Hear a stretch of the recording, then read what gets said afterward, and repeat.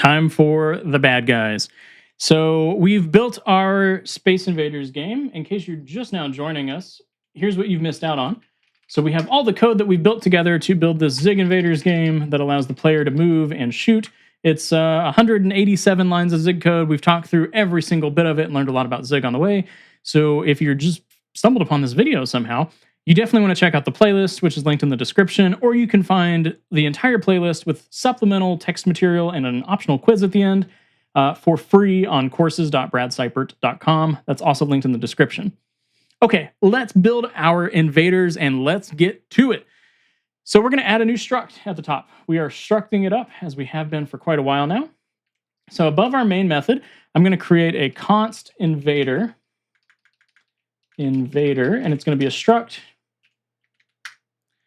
And then I've got a position X, which is going to be a float 32, a position Y, which is going to be a float 32, a width, which is going to be a float 32, a height, float 32, speed, total shocker, but also a float 32. And then similar to our bullets, we have a liveness check. So I'm going to create a live. It's going to be a Boolean. And then we have a pub, fun, init. So we have a position X, which is going to be a float 32, position Y, which is going to be a float 32, a width, which is a float 32, a height, Height, which is a float 32, and then we have our this. Let me check something. Ah, you're back online. Get out of here. Okay, I was like, that seems interesting that the language server would autocomplete that much, but this looks to be correct, except the speed value is lower than I want. So let's change that to 5. Okay, so we've created an invader struct. It's really similar to all the other structs that we've created so far. We have a position X, a position Y, we have a width and a height, and then we have a speed and a liveness check, similar to our bullets. We create a method for initializing, not inting, initializing our invaders, and the return type is at this. I'll go over this one more time and then I'll stop doing this because you've heard it so many times so far. But at this looks up the scope that we're in, the struct scope. So in our case, the struct is an invader, and it gets that value and essentially takes this value right here, this invader, and plugs it in where you would see at this. Okay. This is an anonymous struct, and the way this works is we can return an anonymous struct, and as long as the fields here match the fields that are required by this piece right here, which happens to be at this, which, as we just mentioned, is the invader struct, everything's good. If it doesn't match, we have a compiler error. I will stop going through that rigmarole over and over again. Hopefully, after me saying that 4 or 5 times, the point is locked in. Okay, so we have our invader struct, we have our positions. Bullets and invaders are both alive. Dead invaders aren't drawn or checked for collisions, but we are keeping them in memory from a polling perspective. Unlike the players, those invaders aren't going to move themselves. They'll move as a group, which we'll implement soon. But first, we need to set up a grid of invaders. So we're going to create a 2D array. And what we're going to do is hop back to our main method down here. We have so many constants. We're going to continue to create more constants. Invader rows, we're going to set this equal to 5. So there's going to be 5 rows. There's going to be invader calls. There's going to be 11 columns. We need to give these bad boys a width. So invader width is 40. And then we need to give these an invader height, which is, I don't know, let's say 30. Okay, we have some more that we need to do. So we need an invader start X, which is going to be 100. We have invader start Y, which is going to be 50. I've got a typo up here. I'm just going to go change this really quick to invader start X. That's exactly what I said, but it's not what I typed. So just fixing that. Okay, and then we have, after start Y, we have const invader spacing X. Sorry, invader spacing X. And 60 const invader spacing y, which is 40. Okay, so we've got some spacing for our invaders. We've got some start positions. We've got heights, widths, columns, rows, all sorts of fun stuff. It's 5 rows, 11 columns. That's 55 invaders in total. Below our bullets, we're going to add the following. Very, very similar. So for at invaders, we are going to use that other value I mentioned previously. So I mentioned taking in a range and putting that into a capture group in one of our previous videos. We are going to do that right now. And what we're going to do is essentially get a pointer to a row, and then we're going to get an index.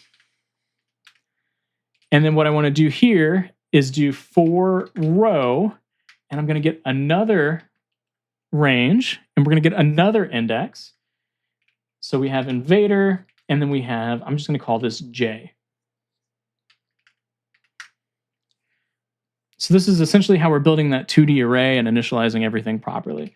So const x is going to be invader start x plus as f32 at float from int. And then we need to convert j to a float in our case, and then multiply this by invader spacing x. We need a y value, which is going to be very similar. It's going to be invader start y plus as f32 at float from int, and we're just going to pass in I. And then we will multiply this by invader spacing y. Finally, we need to dereference that invader and initialize it. So we can say invader.init, and it's going to take in x, y, invader width, invader height. Great. So we have a use of an undeclared identifier, invaders. This is Zig telling us we're trying to use something, but I don't know what you're talking about. It could be a typo. It could be all sorts of different things. But in our case, we've actually just forgot to specify the type. So I'm going to set up a declaration here to declare invaders. It's going to be invader rows, invader height. No, not height, calls. The type will be invader, and we can set it to undefined. Very similar to bullets. Actually, I'm going to remove that line just so they stay side by side. Okay, so we're setting up a 2D array. That's an array of arrays. The nested loop is going to iterate through each row and then each invader in that row. We calculate each invader's position based on its row and column, spacing them out nicely. Now we need to add a draw method to our invaders and then actually draw them in the game loop. So let's come up to our invaders up here. So we have a pub fun draw self at this. It's returning void. And keep in mind, we're just drawing, so we don't need a pointer or a mutable reference or anything like that. We can just take in at this. We're going to check if it's alive. Otherwise, we don't need to draw it. And what we're going to do is raylib.drawRectangle. And we need int from float, self.positionx, int from float, self.position y, int from float, self.width, int from float, self.height, raylib.color.green. Make our invaders a nice alienish green. And then I think the last thing we have to do is add them to our game loop.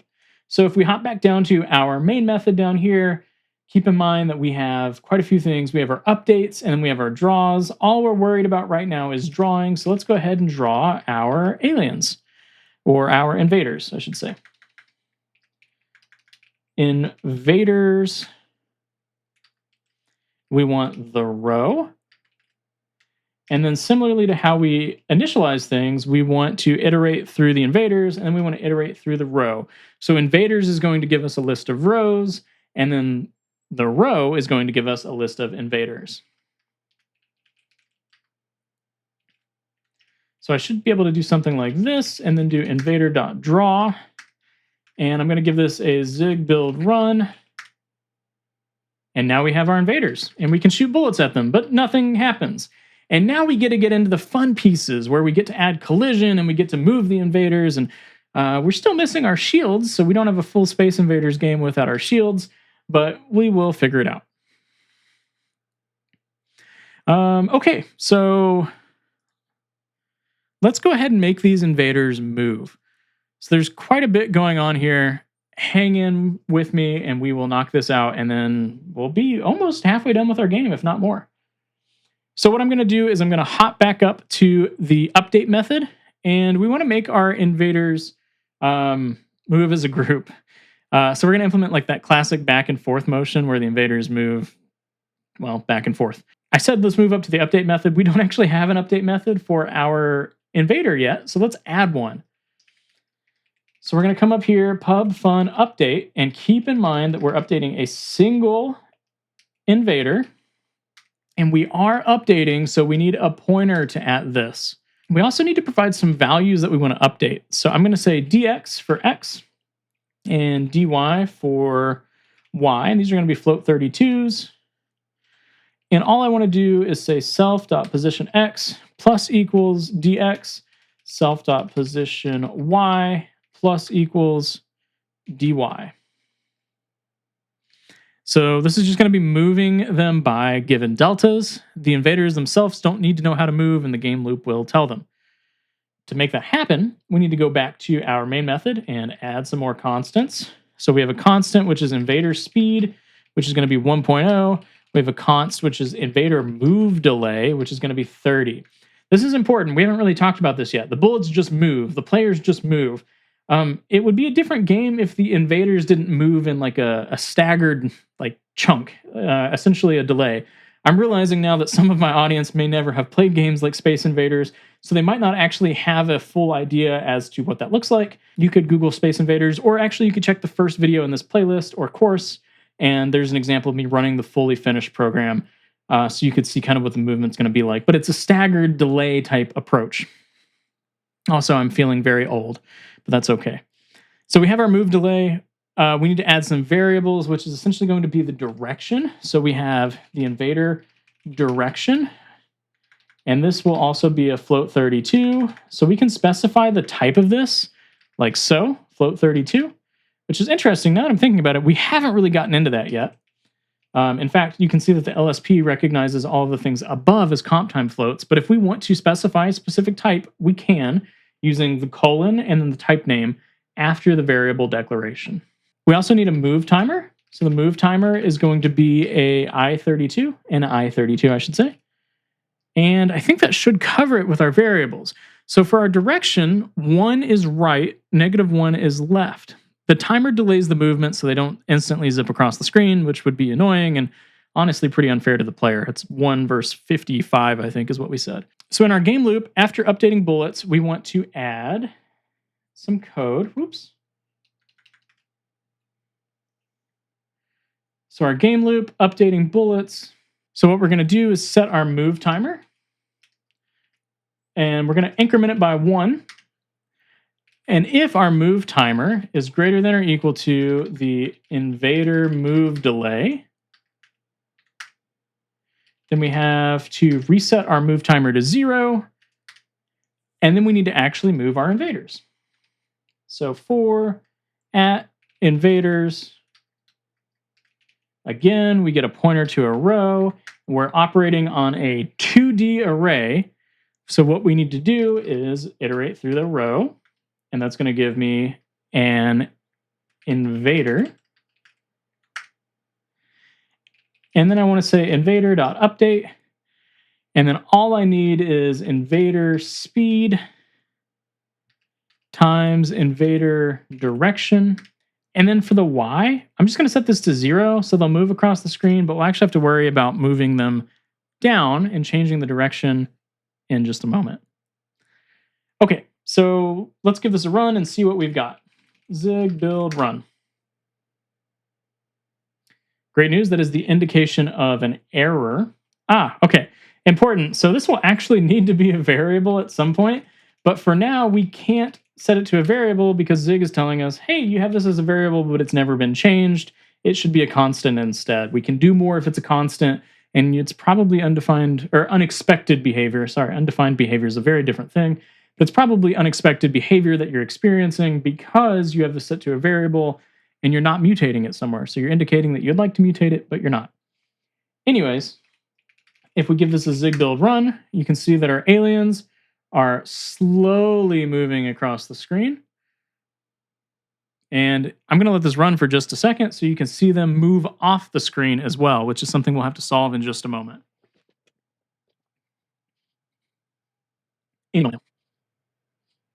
Okay, you can see it. They're going. They're leaving.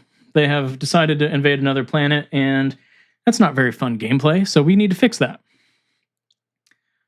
Okay, so what we're going to do is we're going to go ahead and change this back to a variable because we're going to need to make it a variable here in just a second. And then what we're going to do is down here, we need to modify our move timer code, right? So we have a little bit more going on. So we have our move timer. This is going to stay the same. We're still going to increment it. We're still going to do this check. We're still going to reset it to 0. But what we need to do is indicate whether we have hit an edge. And I'm going to go ahead and set this to false because we're going to assume that we have not hit an edge until we actually hit one. So we have our invaders here. And we want to go into our nested for loop for the row. So we're working with a single invader. And I just want to check if that invader is alive. Then I want to figure out the next X, which is going to be the invader position X plus the invader. I think I need to wrap this in parentheses actually. Invader speed times the invader direction. Actually, I guess I don't need to, but that's okay. And then we want to check that next value. So if next X is less than 0, or using that or keyword, next X plus invader width is greater than as float 32, float from int screen width.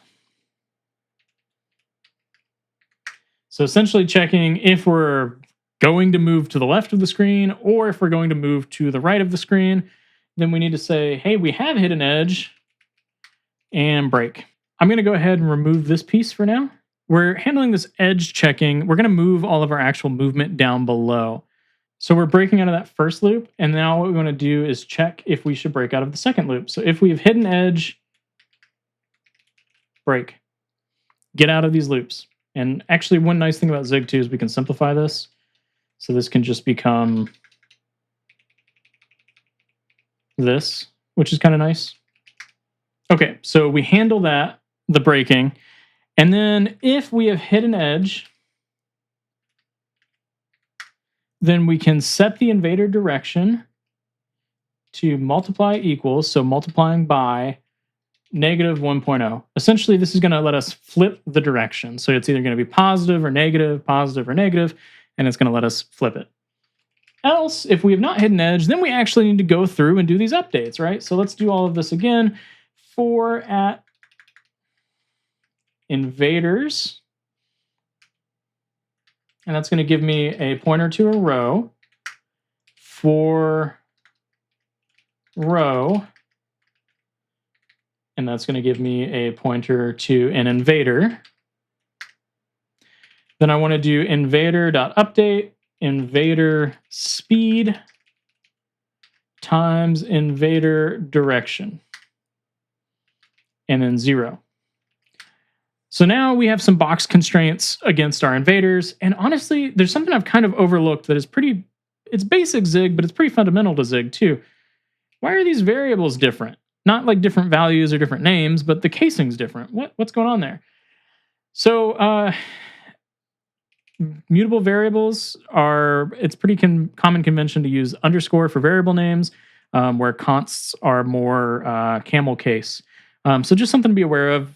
This is kind of an indication that, hey, this is intended to be constant. Hey, this is indicated indicating that it is intended to be a variable.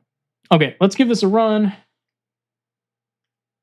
Let me also just see about updating the movement speed for our invaders, because at least for testing purposes, 1 is a little too slow. Zig, build, run, give this a go. Okay, they're moving, they're moving. And they shouldn't go off the screen anymore. And they don't, they're moving, which is great, but they need to move closer to the player. So that's what we're going to set up now. We're almost at the point where our invaders are moving like we would expect, but we need them to drop down. So what we can do, like many times before, is add a new constant, which is going to be invader drop distance. This is going to be, I don't know, 20. I'm also going to come up here and just bump the speed up to 5, at least for debugging for the invader, just so they move a little faster when we're testing. Now we need to modify that edge detection codes. I'm just going to search for hit edge and get me back down to where I need to be. If we have hit an edge and we have that invader direction that we're flipping, we need to iterate through our invaders. So for at invaders, that's going to give me a row. For row, it's going to give me a pointer to an invader. Then I want to do invader.update 0 invader drop distance. And I think that should put us in a pretty good spot. Let's let these guys move across the screen. And when they do, they should drop. Yeah, okay, they're dropping. We actually have, like, outside of collision and scoring and all the other fun things that make the game enjoyable, like, we've got quite a lot going on. And really the key thing that I want to mention here is this is, don't get me wrong, Raylib's doing a lot of the heavy lifting, but this is 285 lines of Zig code. This is not bad. Not bad at all. Okay, in the next module, we're going to add some collision detection. We've sort of started with that with the player, implementing the getRect struct and our rectangle struct that we have. But we will do that in the next module, and we will knock it out.